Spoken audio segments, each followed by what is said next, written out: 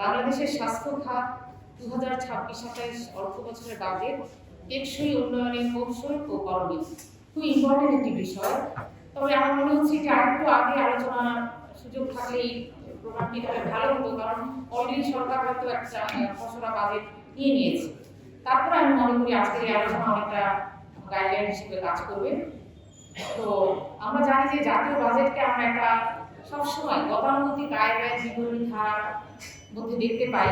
আমরা চাচ্ছি এবারের বাজেট, যেহেতু 24-70 বাংলাদেশে এই বাজেট প্রণয়ন হবে, আমরা চাচ্ছি যে সেই গতানুগতিক ট্রেডিশনাল ধারা থেকে বের হয়ে এসে এর কাঠামোগত সংস্কার এবং বৈষম্য হ্রাস করা, ডিসক্রিমিনেশন যেটা হয় আমরা জানি, যেটার বিরুদ্ধে বৈষম্যমূলক আচরণ এবং বৈষম্যমূলক যে প্রথা সেটা ভেঙেই কিন্তু এই আন্দোলনটা হয়েছে। সুতরাং সকল ডিসক্রিমিনেশন ঊর্ধ্বে উঠে আমাদেরকে পাঞ্জাবের জগতে একটি বিশ্বস্ত নাম শাবাব এথনিক ওয়্যার।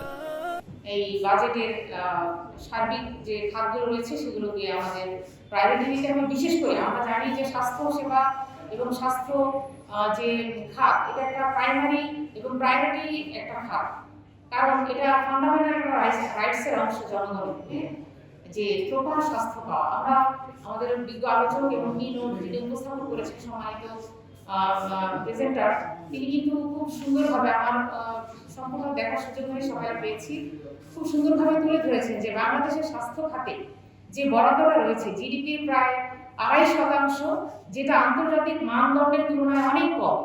এবং এর ফলে আমরা দেখতে পাচ্ছি যে জনগণের প্রায় 70% এই চিকিৎসায় তারা ব্যয় করতে হচ্ছে তাদের নিজস্ব অর্থ ব্যবস্থাপনায়, যেটা তাদের জন্য খুবই চাপ হয়ে যাচ্ছে সাধারণ জনগণের জন্য।